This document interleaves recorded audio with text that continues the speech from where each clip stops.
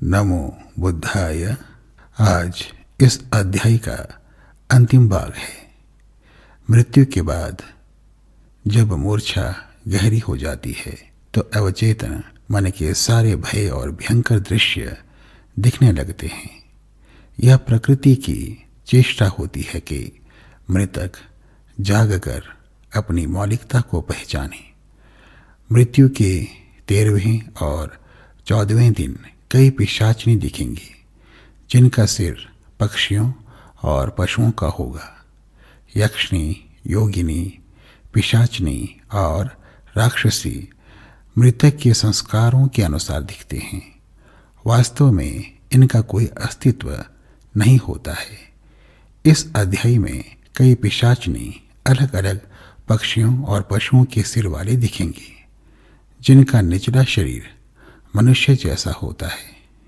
इस अध्याय में पक्षियों, पशुओं, स्थान और वस्तुओं के कुछ शब्द कठिन प्रतीत होते हैं, जिनका सरल अर्थ इस प्रकार से है: मकर, मगरमच्छ, भंगारी, चमगादड़, पाश, रस्सीनुमा शस्त्र, रीछ, भालू, नकुल, नेवला, चमर, याक, हिमालय में पाई जाने वाली गौवंश, लोहे की श्रृंखला, लोहे की जंजीर, वाराह, सुअर, डिंब, फेफड़ा, काक, कौवा, गृध्र, गिद्ध पक्षी, श्रृगाल, गिद्दड़, व्याघ्र, बाघ, मृग, हिरण, गरुड़, एक काल्पनिक विशाल पक्षी, अश्व, घोड़ा, श्वान, कुत्ता, शेन, बाज, पक्षी, वृश्चिक,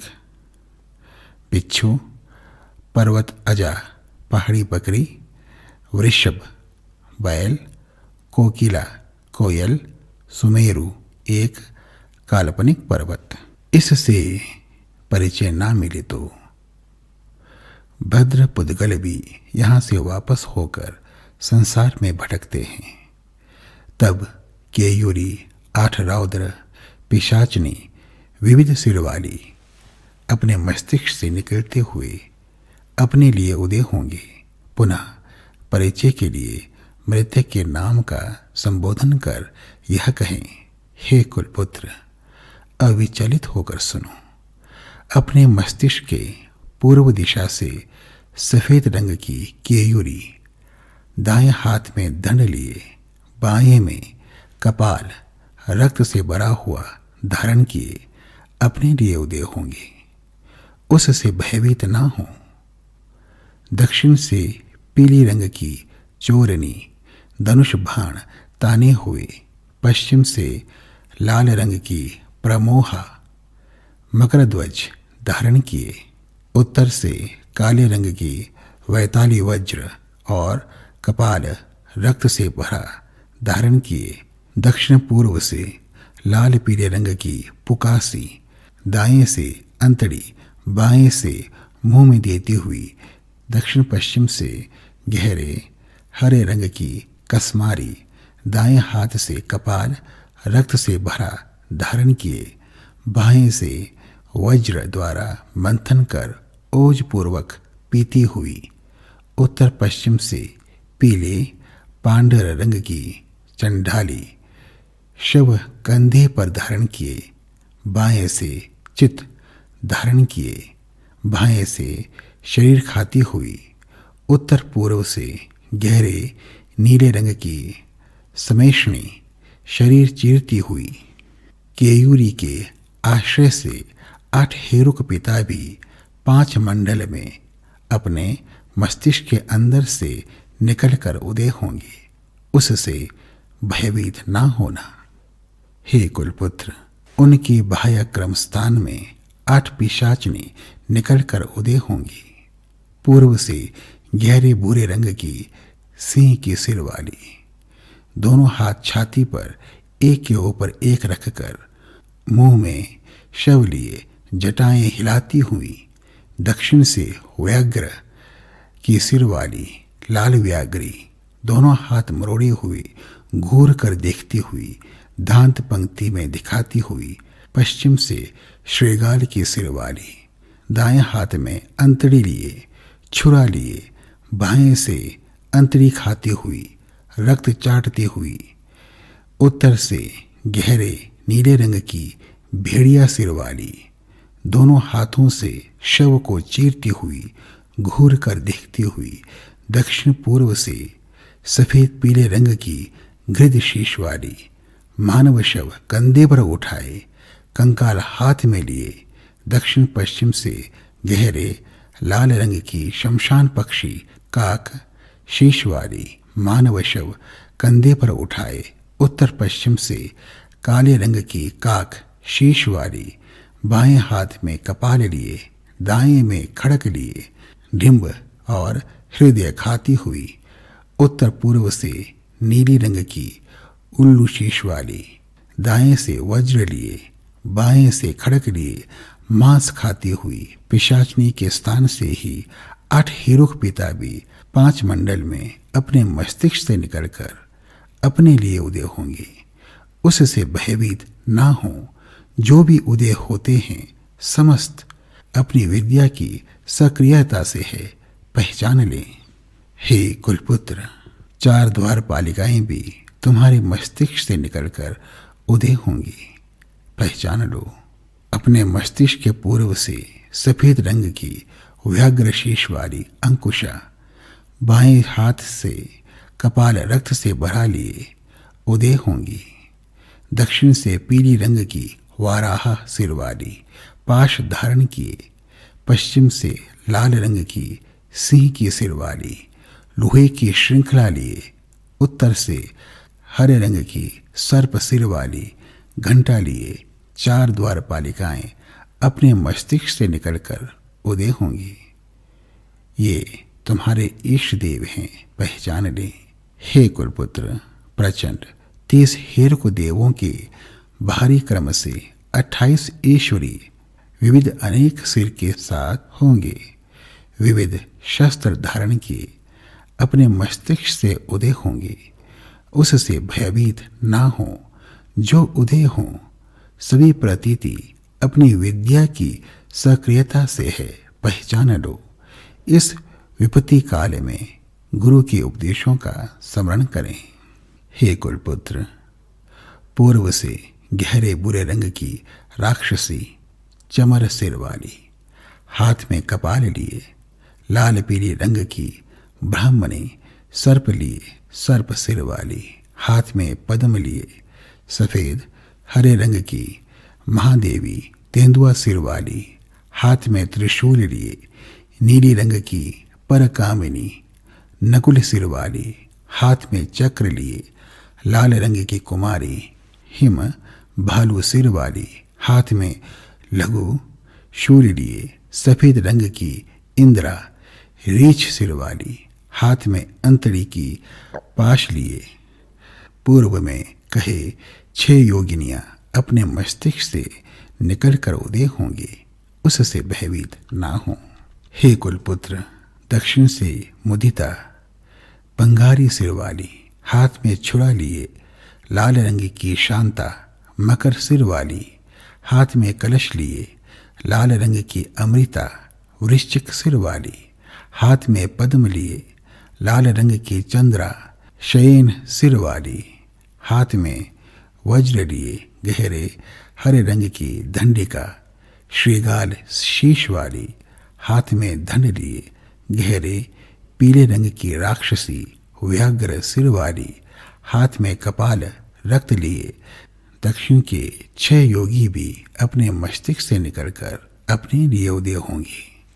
हे कुलपुत्र, पश्चिम से लाल हरे रंग की बक्षिणी गृध सिर वाली, हाथ में गदा लिए, लाल रंग की मुदिता अश्व सिर वाली, हाथ में विशाल धड़ लिए, लाल रंग की महाबला गरुड़ सिर वाली, हाथ में गदा लिए, पीली रंग की राक्षसी श्वान सिर वाली, हाथ में वज्र छुरे से काटती हुई, लाल रंग की कामिनी कनक विहग सिर वाली, दोनों हाथों से धनुष बाण ताने हुए, हरे रंग की धन रक्षिका मृग सिर वाली, हाथ में कलश लिए पश्चिम की 6 योगिनियां भी अपने मस्तिष्क से निकलकर अपने लिए उदय होंगी, उससे भयभीत ना हो।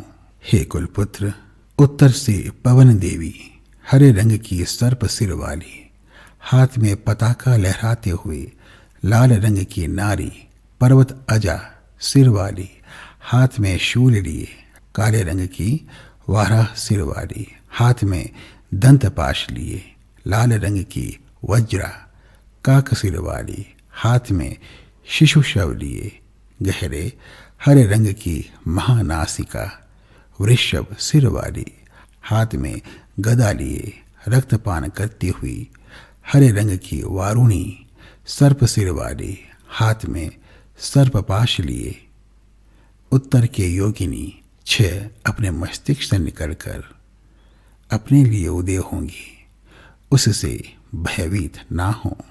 हे कुलपुत्र, 4 द्वारपालिका योगिनियां मस्तिष्क के अंदर से अपने लिए उदय होंगी।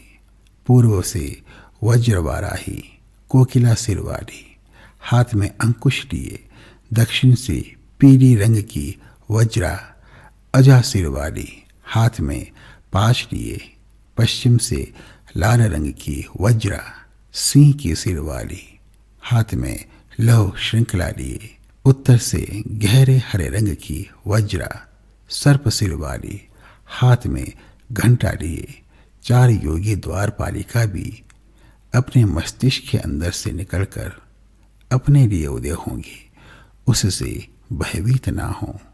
28 ईश्वरी भी प्रचंड हेरुक देव स्वयंभू काय सक्रियता से उदय हुए हैं, पहचान लो। हे कुलपुत्र, शून्य धर्मकाय की अभिव्यक्ति से शांत देव उदय हुए हैं, पहचान लो। धर्मकाय प्रकाश अभिव्यक्ति से रौद्र देव उदय हुए हैं, पहचान लो। अपने मस्तिष्क के अंदर से 58 हेरुक देवगण निकलकर उदय होते समय जो भी उदय हो रहे हैं समस्त अपनी विद्या की ओज से हैं, अपने से उदय हुआ जानो। उसी समय हेरुक काय से अद्वैत होकर तुम बुद्ध हो जाओगे।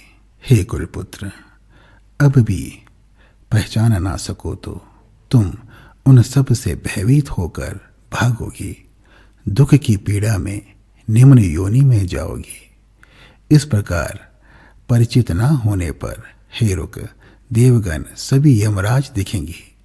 हेरुक देवगण सभी से भयभीत हो जाओगी, आतंकित हो जाओगी, मूर्छित हो जाओगी, अपनी प्रतीतियों की मार में जाकर संसार में भटकोगे। भयभीत ना हो, त्रस्त ना हो, संसार में नहीं भटकोगी। हे कुलपुत्र, शांत और रौद्र सभी काय आकाश समान विशाल है। उस काय का मध्य भाग सुमेरु समान अंतिम भाग अपने से 18 गुना ऊंचा होगा, उससे त्रस्त ना हो। प्रतीतियां सभी प्रभा और काय में उदय होंगी। प्रतीतियां सभी प्रभा और काय में उदय हुए हैं, वे अपनी विद्या के स्व ओज हैं। परिचित होने पर प्रभा और काय दोनों अद्वैत समाहित होने से बुद्ध हो जाओगी। पुत्र, दृश्य आभास भय त्रास जो भी हो अपनी ही प्रतीति है, पहचान कर भयभीत ना हो। प्रभास्वर अपना स्व ओज है, पहचान लो। इस प्रकार तुम परिचित हो तो अभी स्वयं बुद्धत्व हो जाओगे, संशय नहीं। एक क्षण में संबुद्ध कहा गया है, वह क्षण अब आ गया है, मन में स्मरण करें। हे कुलपुत्र, अपना है, अभी ना पहचानने से भय से सभी शांत नाथकाय काले रंग की काया में उदय होंगे। सभी रौद्रकाय यमराज की काया में उदय होंगी। अपनी प्रतीतियों के मार में जाकर संसार में भटकोगी। हे कुलपुत्र, अपनी प्रतीतियों को ना पहचानो तो वचन, सूत्र, तंत्र सभी में विद्वान होने पर और युगों युगों से धर्मचर्या की हो तब भी बुद्ध नहीं हो पाओगे। अपनी प्रतीतियों से परिचित हो तो एक शब्द से बुद्ध हो जाओगे, यही मर्म है। स्व आवाज से परिचित हो तो मृत्यु के तुरंत बाद धर्मता अंतराभव में यमराज की काया उदय होगी। यमराज की काया विशाल आकाश के समान होगी। मध्य भाग तो सुमेरु जितना लोक धातु से भरे हुए आएंगे। वे ऊपर के दांत से निचले होंठ को दबाए, आंखें कांच की आंखों के समान, केश शिखर से बंधे हुए, विशाल पेट, गला पतला, कर्म पट लिए, मुंह से पीटो मारो कहते हुए, मस्तिष्क पीते हुए, सिर शरीर से अलग करते हुए, हृदय निकालते हुए, इस प्रकार लोक धातु समस्त भरे हुए आएंगे। हे कुलपुत्र, इस प्रकार आभास उदय होते समय तुम भयभीत त्रस्त ना हो। तुम वासना मनोगाय में हो। मारना और काटना हुआ भी तो तुम्हारी मृत्यु नहीं होगी, अर्थात तुम शून्य स्वकाय हो। भय की आवश्यकता नहीं है। यमराज भी अपनी विद्या के स्व ओज से उदय होते हैं, सप्रतिज्ञ नहीं है। शून्यता से शून्यता नष्ट नहीं होती है। यह तुम्हारी विद्या की अभिव्यक्ति से अतिरिक्त नहीं है। बाहर शांत, रौद्र, हेरुक, विविध शीश वाले इंद्रधनुष और यमराज की काया, भय आदि वास्तव में निश्चित रूप से नहीं है। इस प्रकार जानो, यह निश्चित है। भय, त्रास, समस्त स्वभूमि से मुक्त होने पर, अद्वैत समाहित होने पर तुम बुद्ध हो जाओगे। इस प्रकार पहचान ले, ये इष्ट देव हैं। मुझे अंतराभव के संकीर्ण मार्ग पर स्वागत के लिए आए हैं। शरणागत होता हूँ सोचकर श्रद्धा बारंबार करें। त्रिरत्न का अनुस्मरण करें। तुम्हारा जो इष्ट है उसका स्मरण करें। नाम जिसका भी निकले इष्ट रत्न से यह स्तुति करें। मैं अंतराभव में भटक रहा हूँ। सहायता के लिए त्वरित आए, कृपा धरें। तुम अपने गुरु को नाम से संबोधित करते हुए यह स्तुति करें। मैं अंतराभव में भटक रहा हूँ, सहायता करें, अनुग्रह ना त्यागें। हेरुक देवगणों से श्रद्धापूर्ण प्रार्थना करें। यह प्रणिधान भी करें। ओह, प्रचंड वासना से संसार में भटकते समय आतंक, त्रास, भय, आभास, प्रवाह मार्ग पर भगवान शम रौद्रगण मार्ग प्रशस्त करें। धात्वीश्वरी क्रोधिनी गण पीछे से आश्रय दें। अंतराभव के संकीर्ण भय मार्ग से पार कराएं। सम्यक संबुद्ध भूमि पर पहुंचाएं।